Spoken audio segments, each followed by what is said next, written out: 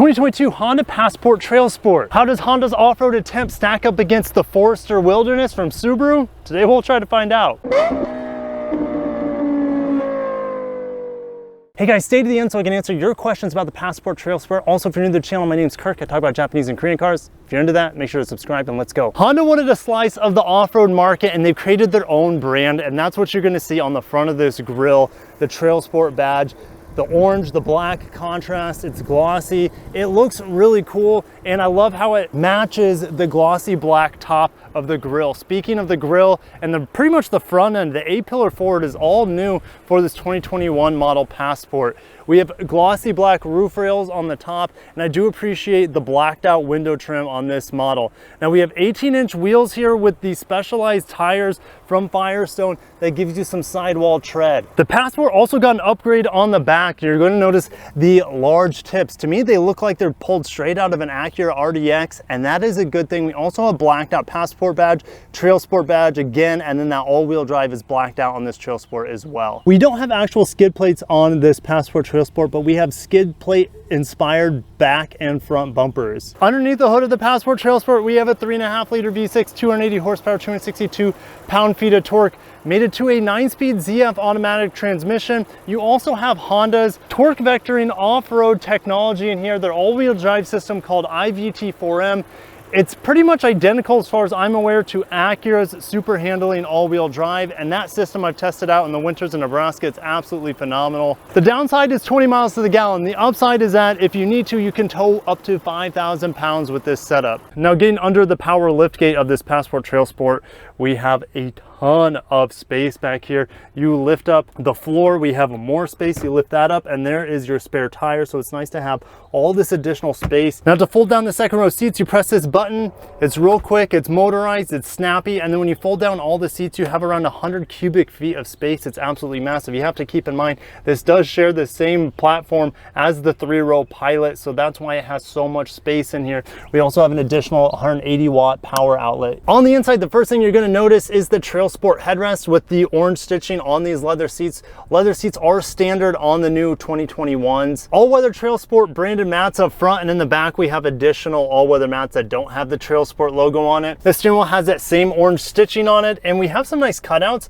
where I can rest my elbows not only on the soft armrest, but my hands just fit perfectly on the bottom portion of the steering wheel where I can put my hands at like the 4 and 8 o'clock position. And the interior materials are very average. We do have soft touch, but everything's black in here. I actually don't mind it. It just kind of fades into the background and I can focus on driving. The touchscreen in here, even though it's kind of small for a vehicle of this size, is super functional. Android Auto works great in here, Apple CarPlay as well. Wired, by the way, we don't have wireless functionality in here. We have a wireless charger. Oh, and we also have a volume knob. No tuning knob, but save the volume knobs, and it has a nice rubber coating on the outside, so it has a great grip to it. Climate control is extremely functional. No, we don't have knobs in here, but at least they give us physical switches, and we also have physical fan control, which I absolutely adore. Behind the steering wheel is another digital screen, very clear. It doesn't give me the most customization options. Tachometer stays at the top. The digital speedometer is large and right below it. We don't have any heads-up display in this model, and really it's just a very minimalistic experience behind the steering wheel with the screen and the 2 analog gauges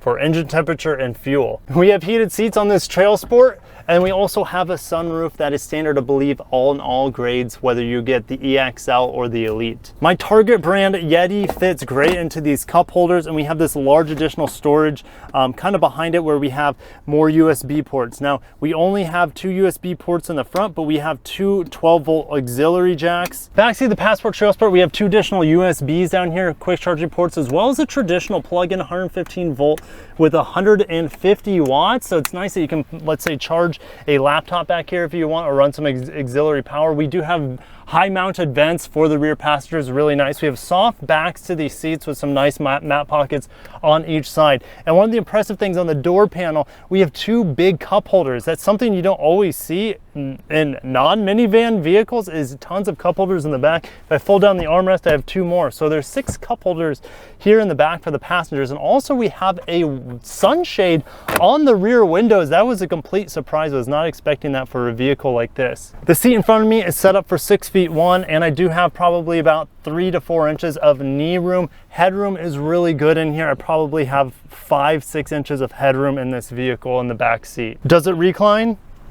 Yes, it does. It's not the greatest recline. It doesn't go back that far, which it should, because there's nothing back there. And one small gripe, hooking up my daughter's car seat, getting to the hooks, not only was it hard to find, but it's even harder to get your hook latch into the latch back there. No 360 camera on this model, but we do have a really high resolution backup camera, so I'm perfectly okay with that in this vehicle. We have some open road. We're going to torque brake. We're in sport, by the way. It only lets me go about 1600 RPM and go. It's a very soft launch. This engine has quite a ruckus to it when you get it past like 4,000 RPM. So 0 to 60 in 7.94. And yes, I could probably try multiple times and get harder launches out of this. I'm perfectly okay with 0 to 60 in under 8 seconds in a large SUV like this. I know it's only 2 rows, but this thing really is very much the Ridgeline, the Odyssey, and the Pilot, as they all share a similar platform. We're going to get on the brakes hard here, and now, yeah, the braking feels really, really good in here. Very linear, progressive, strong brakes, almost synonymous with most Hondas, so no disappointment here when it comes to the brake feel and the brake performance. And we're going to get back into it. It does have a start-stop feature as well. That is actually very non-interrupting. And I was expecting, I'm like, oh great, it has a start-stop feature. It's going to shake the car with this 3.5 liter V6. It's actually very, very mild. And I've had 4-cylinder engines that are half the size of this shake the car much more. So Honda's done a good job. It almost feels hybrid-esque, the way the engine turns on and off when you're at a stop. Now, how does this 9-speed ZF want to perform when you need that passing power? I'm going about 53. I'm going to hammer down. There was a big delay there, and then it took off. Now, if I put it in sport mode, I'm sure it's going to be a completely different experience. I'm going to press the button here because we don't have that shifter, and I put it in sport mode, immediately downshift, and I'm going to hammer 3, 2, 1, go. It felt like the response was there, but it felt like it didn't pick the right gear. So this is not a performance transmission by any means, and this vehicle is not a performance vehicle by any means. Surprisingly, it does handle really well. So throwing this into the turns, there's fairly minimal body roll for a large crossover. One of the things that did take me by surprise in this Passport TrailSport with the 18-inch wheels, I was expecting a softer ride, better handling over the bumps in the road, and it absolutely does not. It is not that smooth of a vehicle. It feels like it trades that smoothness for handling, because it handles really well for a vehicle of its stature and size. But in terms of ride quality, I would say it's very average and maybe even a little bit harsh when you hit some imperfections in the road. On highway speeds, the road noise and wind noise is acceptable. It's not overly loud. It's definitely not quiet, but I feel like it's acceptable for a non-luxury brand. Throwing this in around 40 miles an hour, like, that's the most impressive thing to me about this TrailSport. Now, TrailSport being an all-new endeavor for Honda means it's very green. This vehicle is just special interior and special exterior adornments. Has nothing to do with performance yet. Honda has said in future years with TrailSport they will be giving it more off-road chops, skid plates, better suspensions, etc. Now, getting into your questions about the TrailSport, Astrif is wondering, what does TrailSport even mean? And I think it means off-roading intention, but not necessarily off-road preparedness. Look, this off-road system and the torque vectoring system on these are great, but it would have been nice to have some suspension upgrades, especially to give this some more pedigree to keep up with its competitors. Look, the Forester Wilderness I just reviewed at least had a little bit of a raise to it. It had some skid plate action. It also had different springs on that vehicle. There's no such attention given to this. Anthony is wondering if it has downhill assist, and I don't see any buttons in here for downhill assist. I'll definitely thumb through the press kit, but I don't believe it does. Is there any news of the next year coming out? I haven't heard anything in terms of what Honda plans to do with TrailSport, if they actually want to give it some more off-roading chops. Pinky is asking about, would I pick a regular Passport or would I pick the TrailSport? I mean, get what you can get the best deal on in today's market. I mean, since you're getting in the base model, the EXL, you're getting a leather seats already. I mean, I would be happy with the base model. You would save $2.5 grand. You can even get it in front wheel drive if you want. This and the Elite are only available in all-wheel drive. So, I mean, the EXL is probably going to be the volume seller, with the TrailSport as well as the Elite being a much smaller allocation. One Block is asking about if the suspension is firm, choppy, is it smooth? Even on this road going 25 miles an hour, it's definitely on the firmer side, and choppy is another thing. I feel like the rear suspension is not sorted out that well, and that's despite this having 18-inch wheels where the rest of the trims get 20-inch wheels. It's still fairly choppy in here. 2-4 is asking about the transmission. Is it shifting smooth? Have they refined the logic of it? As far as I know, it's the same, but they may have, with this small refresher 21, smooth it out. To me, it's actually pretty smooth. It's actually a pretty agreeable transmission. It's not the most responsive, but it is very smooth 99% of the time. Every once in a while when I'm decelerating, I feel it kind of jumps in a little bit, but that's very rare. I've only experienced that once or twice. American Dude is wondering if it has a timing belt or a timing chain. I believe every single 3.5-liter V6 in the Honda lineup still uses a belt.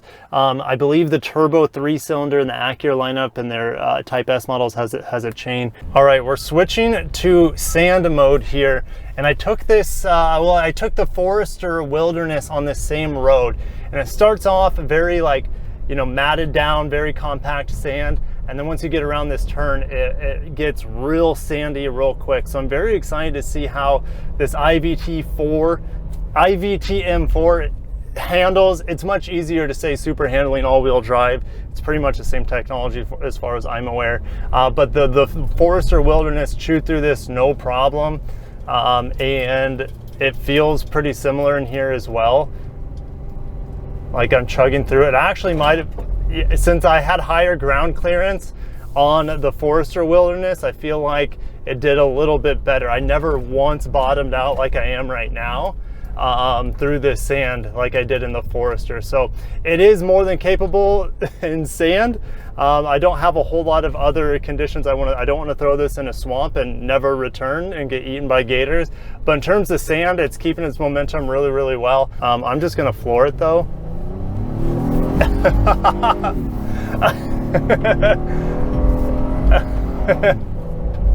The engine is so rambunctious in this car, but I guess it adds to the sporty nature to it. But yeah, it's actually pretty fun flying through here now that I'm actually, I would say about 60–70% throttle down. It's going about 40 now, so it can handle sand no problem. I just wish I had more ground clearance. I wish I had skid plates underneath. So final thoughts on the Honda Passport TrailSport, the first ever TrailSport for Honda. You know, it's not a bad attempt.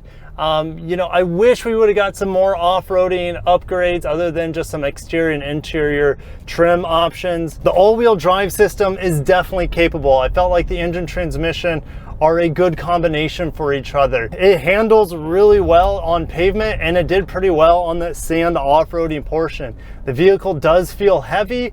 It also doesn't do that well with broken pavement or potholes or anything like that. You feel it in this vehicle. So do I think it's a better vehicle than the Subaru Forester Wilderness that I test drove a couple weeks ago? I'm gonna say no, and I can't believe I'm saying that because I don't like CVTs, but I was getting like 35 miles to gallon in that vehicle. This one, I'm getting 20. And unless you need to tow more than 3,000 pounds, that vehicle is better pretty much in every single way. This does have just a little bit more cargo space in that vehicle, but I feel like I had the same amount of passenger space. And going through that sand portion, man, I wish Honda would have given us an inch or two more ground clearance, because this, especially when I'm driving it, I feel like I'm in just a raised up car. I know it's a unibody, but it doesn't feel, when I'm in here, it feels like a Honda Accord that's on stilts, and that's not necessarily a bad thing. It's just, hey, if you want to make this an off-roading model and market it as an off-roading model, at least give it more than your all-wheel drive system, which is really good. I just feel like it is more capable than the rest of this vehicle is off-road. So who's the Passport TrailSport for? Well, if you randomly plan on off-roading and you want to tow something from time to time, otherwise I would get the far more fuel efficient and more capable off-road Forester, or should I say Subaru Forester Wilderness. Not only that, the Forester Wilderness cost like $7.5 grand less than this model, and I'm just not seeing that sort of return on investment unless, like I said, you are towing. It's not a bad first attempt. I know Honda can do better, and they're probably waiting for the next redesign of this platform for that to come out. We know that the Pilot should be getting redesigned by the end of this year, maybe early 2023, and maybe the year after, the Passport will be getting that same treatment. But anyways, guys, I'm gonna end it there. I'll see you down below with your comments and questions about the Passport TrailSport. Smash the like button if you enjoyed today's video. Subscribe for more Honda, Acura news and reviews, as well as all Japanese and Korean auto news and reviews. I'll catch you in the next one. And signing out from the Passport TrailSport. Peace out.